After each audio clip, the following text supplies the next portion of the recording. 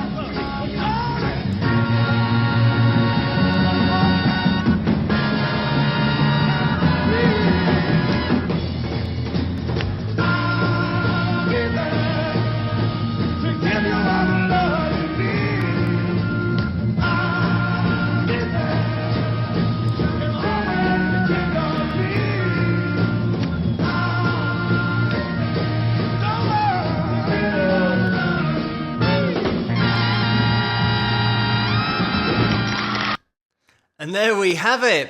I thought I'd let this one play all the way through because it is a short performance, but also even shorter because of the push tempo, which is something that I mentioned in the video last night that I did on James Brown, where I mentioned about R&B songs getting more energy live by pushing the tempo, and it's something that tended to happen all the time, and we've got that here, just that extra little bit of energy in there and excitement, and especially with the entertainment as well, because the Four Tops, when you're listening to the talent vocally, it's just at another level. But then you add in the entertainment side of things and the way that Levi Stubbs here is getting out into the audience, offering them the microphone as well. It's so entertaining, as well as being top-notch musically with the band and vocally, of course, with the backing harmonies and working together as such a tight unit. With this video, there are so many things that we can analyze, not only the composition,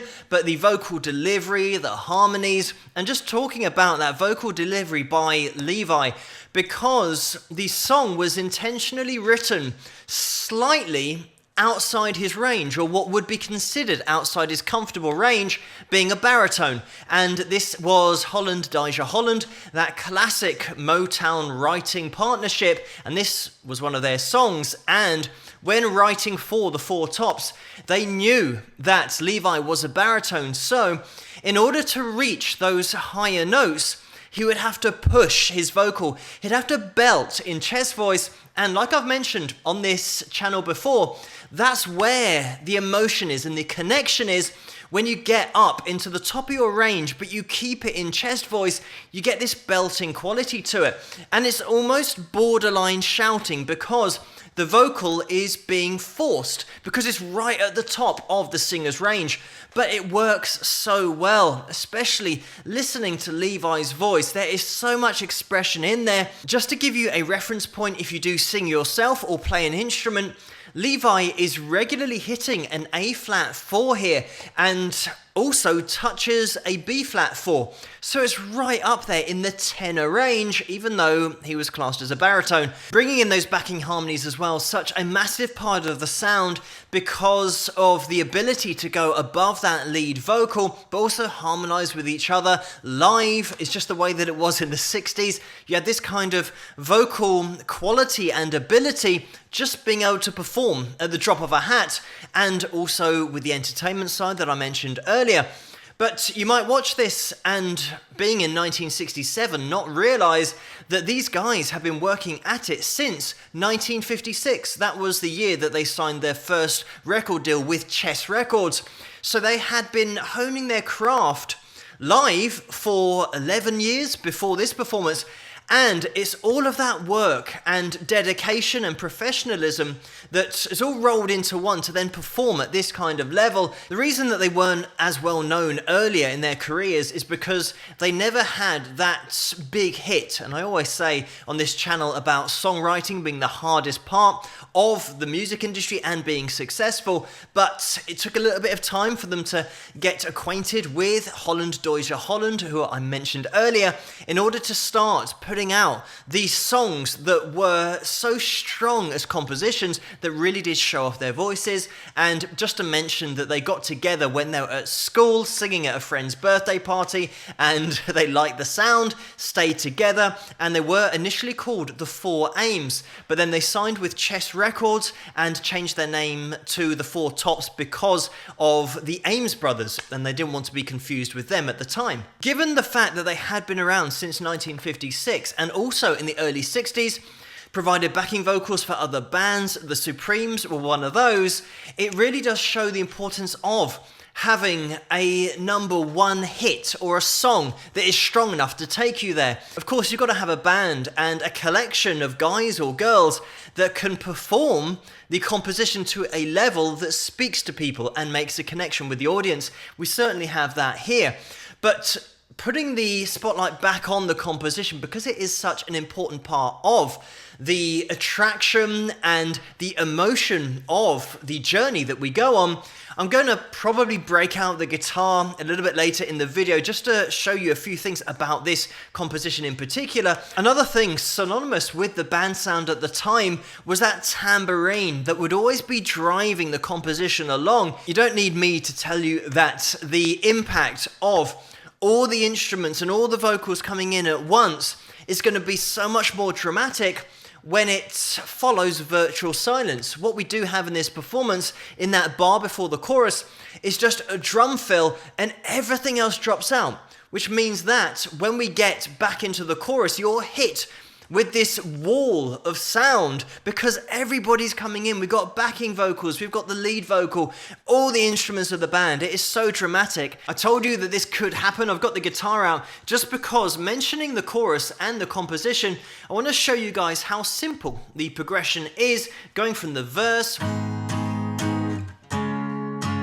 It's just a couple of chords, and if you want those chords, we're talking about an A flat minor and then a D flat. So that's a major chord. If you don't specify minor after the chord, it's always assumed that it's the major chord. So when I say D flat, it's that major chord. Anyway, when we get into the build up into the chorus, again, it's so well composed that we have got the other instrumentation and the vocals building up into this chorus. We're just going from F sharp, and then we're going into a B flat, and it might go to a 7th as well, and then we've got that break of a bar where pretty much everything drops out to then increase the impact, because if you are playing this, we're going back into a B flat as the first chord of the chorus. And by having that silence in there, it means it has the effect of making you forget the chord, so that when everything comes in for the chorus, it has more impact because it hasn't been preceded by the same chord leading into the same chord. And addressing the chorus, this is where we have such a subtle but important change from major to minor keys, because we have, in general, mostly major chords going on so that we get this uplifting sound and feeling when we're listening to the composition.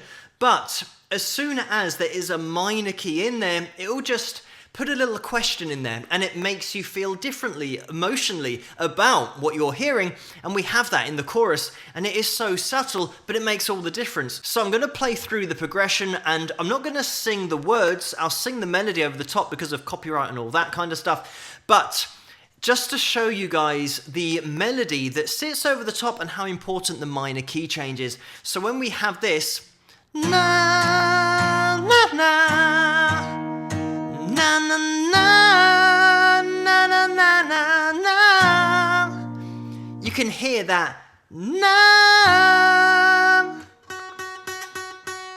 The change makes all the difference. So if I was to play all major chords and change the melody to a major scale melody, we'd have na na na, na na na na na na na na, which is fine. It's just middle of the road. It's not going to have the emotional impact that the minor chord did. So with songwriting and writing a hit and not writing a hit, the devil is in the detail, because just changing one chord to a minor chord is going to suit the composition more. It's going to speak to the audience more. And it's just those tiny little changes that make all the difference, from na na to na na. That's all it is that we're talking about in the chorus. Just going to that minor key is so much more interesting than just keeping it happy and major all the time. And this is why these kind of songs are so interesting to look at, because when you analyze the tiny details that make all the difference, you realize why songwriting and writing hits is so difficult. Because with the change of one note going and, that can mean the difference between having a great chorus and having one that just flies by and doesn't really affect you emotionally. And to think about Levi hitting these notes as a baritone, he just puts so much body into the sound. It just makes it so impressive when you just have a quick sing along with your guitar, and then you really get an appreciation of the range that Levi had, even being able to hit these notes in full chest voice with that attitude and that connection that he puts in there. It's just so impressive across the board from the four tops as a band, vocally harmonizing with each other, like I've already mentioned. But then when you add it to a great composition, it is an unbeatable combination. That writing partnership of Holland Deutsche Holland was so potent at the time, and they were having Motown hits all over the place in the 60s. And unfortunately in 1967, I think there was a dispute with royalties, so they left the Motown label at that time. And once the writers go, all of the hits then dry up. It's funny that that happens, but I think if you're a record label, keeping your writers happy, especially when they are of that quality, has got to be the most important thing. Getting into the 60s and the mid-60s, the Four Tops sound changed from being more jazz orientated to more popular, or the Motown sound as everyone will refer to it as. And in 1964, Baby I Need Your Loving got to number 11 in the charts, and that was their first single. So it was their foot in the door of the charts at that point. The first impact that they had was with their first release. In 1965, I Can't Help Myself, Sugar Pie, Honey Bunch was a massive number one for them. And then the next year, they followed it up with this song, 1966, Reach Out, I'll Be There. So they had consistent impacts on the charts because of the writing, the compositions, and that trio of writers that just had their fingers on the pulse. And let's also give a shout out to the Funk Brothers, because they were the session guys in the studio who would get down so much of the instrumentation for all of these hits, and their playing just became synonymous with the Motown hits. But it's great to have a look at the Four Tops live in action in 1967. I haven't even mentioned about the dry mic sound that we have as well, so it's just pure talent. There's nothing added on there, no reverb, no delay. It is just talent from start to finish. But thank you guys so much for suggesting this video for me to take a look at, and keep those suggestions coming in the comments below. Let me know what you guys think, and if you enjoyed this video, please give it a thumbs up and subscribe, and I'll see you guys at the next one. Rock!